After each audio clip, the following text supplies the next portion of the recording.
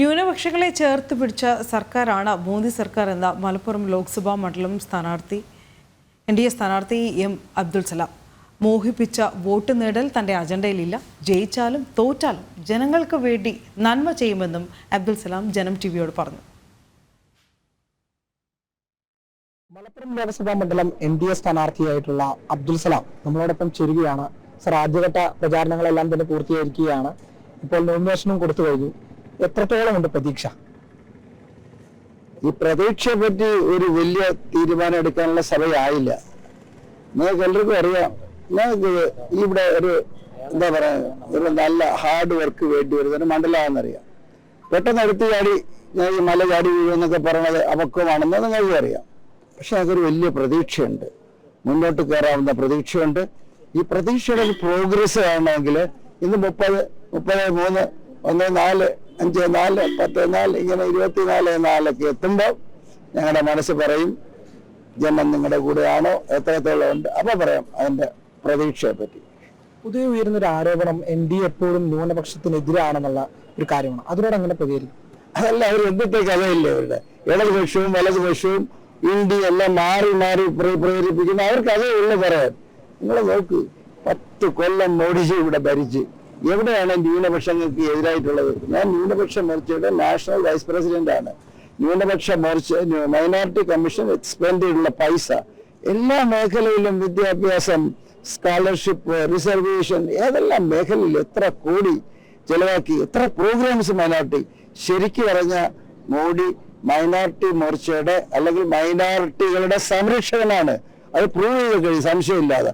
അപ്പം നിവൃത്തിയില്ലാതെ ഇവർ ഇടതും വലതും മാറി മാറി ഇവരെ കൂടെ നിർത്തി ഞങ്ങൾ സംരക്ഷിച്ചോളാം, ഞങ്ങളാണ് സംരക്ഷകൻ, ഇല്ലെങ്കിൽ നിങ്ങളെ ഇവര് കൊന്നുകളയും എന്നൊക്കെ പറഞ്ഞ് ഒരു അടവ് തരാമല്ലാതെ എന്താ പറയാൻ വേണ്ടി ഇത് വിശ്വസിക്കുന്നില്ല. ഇപ്പം മൈനോറിറ്റി ആരും വിശ്വസിക്കുന്നില്ല. അവർക്ക് മനസ്സിലായി എത്രയോ കൊല്ലമായി ഇവർ നമ്മളെ പേടിപ്പിച്ച് മൈനോറിറ്റിയുടെ പേര് അല്ല മോഡിജിയുടെ പേരും പറഞ്ഞ്, അല്ലെങ്കിൽ ബാബറിയുടെ പേരും പറഞ്ഞ്, അല്ലെങ്കിൽ ജാൻവാരിയുടെ പേര് പറഞ്ഞ്, അല്ലെങ്കിൽ CAയുടെ പേര് പറഞ്ഞ്, അല്ലെങ്കിൽ സിറ്റിസൺ രജിസ്റ്ററിന്റെ പേര് പറഞ്ഞ് കൺഫ്യൂസ് ചെയ്ത് ഞങ്ങളാണ് രക്ഷകൻ, നിങ്ങൾ ഞങ്ങളെ കൂടെ നിൽക്കണം എന്ന് പറഞ്ഞ് ഇപ്പൊ അവര് തന്നെ തിരിച്ചറിഞ്ഞ് ഇതൊരു കള്ളത്തരമാണ്, ഇത് ശരിയല്ല.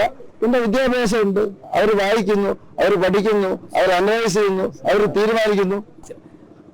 ഈ ഒരു മുസ്ലിം സ്ത്രീ എന്നോട് പറഞ്ഞല്ലേ, എന്താ പറഞ്ഞതറിയാം, അവർ BJP ചേരണം. BJP ചേർന്നു, ഈ പ്രേമനോടെ കൂടെയാണ് ചേർന്നത്. ഞാൻ ആ മാലയിട്ട് സ്വീകരിച്ചു. അപ്പൊ അവർ പറഞ്ഞല്ലോ, അവര് ഞാൻ ചോദിച്ചു എന്തിനാണ് നിങ്ങള് മുസ്ലിം സ്ത്രീ 40 വയസ്സ്, ഒരു മോള് 20 വയസ്സുള്ള മോള് BJP ചേർന്നു എന്തിന് എന്ന് ചോദിച്ചപ്പോൾ ആദ്യം പറയും എന്താണെന്നറിയാം, സാറേ മോഡിക്ക് മാത്രമേ ഈ മുത്തലാഖ് എടുത്തു കളയാൻ പറ്റൂ. അപ്പൊ എന്റെ മോള് സേഫാണ്. ആദ്യത്തെ റിയാക്ഷനാണ്. രണ്ടാമത്തെ റിയാക്ഷൻ, ഇന്ന് വന്നില്ലെങ്കിൽ നാളെ ഈ മോഡിജി ഈ യൂണിഫോം സിവിൽ കോഡ് കൊണ്ടുവരും, എന്റെ സ്വത്ത് എന്റെ പിള്ളേർക്കുള്ളതാണ്, അത് വരും. കുറെ ഭർത്താവ് ചാടി കൂടെ പറയല്ലേ, സാറേ എനിക്കൊന്നും പറയാനുണ്ട്, 10 കൊല്ലം മോഡിജി ഇവർക്കൊന്നും പിടിക്കാൻ പറ്റില്ലല്ലോ, കറകളഞ്ഞ ഭരണം തന്നെയായിരുന്നു. ഒരു കറപ്ഷൻ ഉണ്ടായില്ല. അതിനു മുമ്പ് എന്തായിരുന്നു? രാജ്യം കൊള്ളയടിച്ചുകൊണ്ടല്ലേ ഇരുന്നത്, അത് മാറിയില്ലേ? ചുരുക്കി പറഞ്ഞാൽ ഈ പറ്റിപ്പ് രാഷ്ട്രീയം തീർന്നു, റിയലിസ്റ്റിക് രാഷ്ട്രീയം വന്നു. ടെക്നോളജി എനേബിൾഡ് ഗവേണൻസ് വന്നപ്പോഴത്തേക്ക് അന്നോടന്ന് അപ്പൊ മിനിറ്റ് ഓരോരുത്തർക്ക് എത്തുകയാണ് റിയൽ സിറ്റുവേഷൻ അല്ലെ. അതുകൊണ്ട് വിദ്യാഭ്യാസമുള്ള ആൾക്കാർക്കൊന്നും ഈ പറഞ്ഞ ഈ എന്താ പറയുക കള്ളത്തരം പ്രചരിപ്പിച്ചിട്ടുള്ള അതിലവർ വീഴത്തില്ല. അതൊക്കെ ഞങ്ങൾക്ക് അനുഗ്രഹമാണ്. അത് മാത്രമല്ല, ഞങ്ങളുടെ ലക്ഷ്യം എന്താണെന്നറിയോ, ഒരിക്കലും ഞങ്ങൾ ഇവരെ ഇടതിനെയും വലതിനെയും ചീത്ത പറയാൻ പോണില്ല. ആകെ പറഞ്ഞ ഇവരെ കള്ളപ്രചരണമാണ്. മനസ്സിലായില്ല? അവർ ചെയ്തത് എന്താണെന്ന് ജനത്തിനറിയാം. മോഡിജി ചെയ്തത് എന്താണെന്ന് ജനത്തിനറിയാം. മോഡിജി ഓൾ ഇന്ത്യ ലെവലിൽ 350-ലധികം പ്രോഗ്രാം കൊണ്ടുവന്നപ്പോൾ ആർക്കൊക്കെ ബെനിഫിറ്റ് കിട്ടുമെന്ന് ജനത്തിനറിയാം. അതുകൊണ്ടാണ് ഇന്ന് ഇന്ത്യ മൊത്തം, മലപ്പുറത്ത് പോലും മോഡിജിയുടെ പ്രഭ നിറഞ്ഞു നിൽക്കുകയാണ്. ആ പ്രഭയാണ് ഞങ്ങളുടെ പ്രതീക്ഷ. അതിനെപ്പറ്റി മാത്രമേ ഞങ്ങൾ പറയത്തുള്ളൂ. ഞങ്ങൾ ഇവർ ചീത്ത പറയാൻ സമയമില്ല. ഞങ്ങളുടെ ഭരണ നേട്ടങ്ങൾ മോഡിജിക്ക് നിങ്ങൾ ചേർന്ന് നിന്ന് ഒരു MPയെ കൊടുത്താൽ നിങ്ങളെ കൂടാം. നിങ്ങളൊരു MPയെ നിങ്ങൾ ലോക്സഭയിൽ അയക്കുമ്പോൾ ഭരണത്തിൽ ഇരിക്കാനാണോ പ്രതിപക്ഷത്തിൽ ഇരിക്കാനാണോ അയക്കുന്നത്? അതാണ് ഞാൻ ചോദിച്ച ചോദ്യം. 3 പേരുണ്ട്, 2 പേരെ അയച്ചാൽ അവർ പ്രതിപക്ഷത്തിരിക്കും, വാക്കൗട്ട് നടത്തത്രേ ഉള്ളൂ.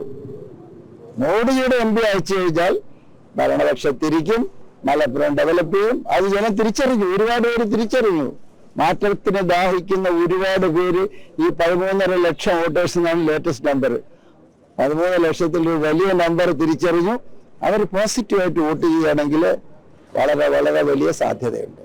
എന്തായാലും NDA സ്ഥാനാർത്ഥിയും കേന്ദ്ര സർക്കാരിന്റെ വികസനം പറഞ്ഞുള്ള വോട്ടുപിടുത്തം തന്നെയാണ് മലപ്പുറത്ത് നടക്കുന്നത്. കൃഷ്ണകുമാറിനൊപ്പം വി. സോമകൃഷ്ണ, ജനം.